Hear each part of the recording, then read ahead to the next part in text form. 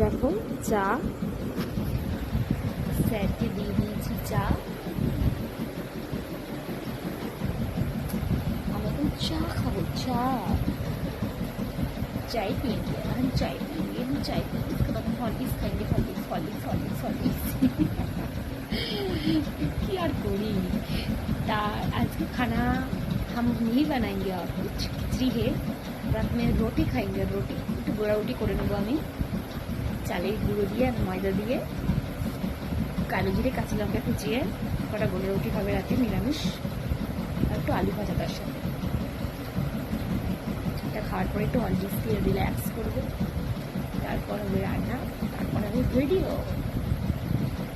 সন্ধ্যাবেলা চা খাই, টিফিন বানাই, টিফিন খাই, রান্না করি, তারপরে গিয়ে ভিডিও করি।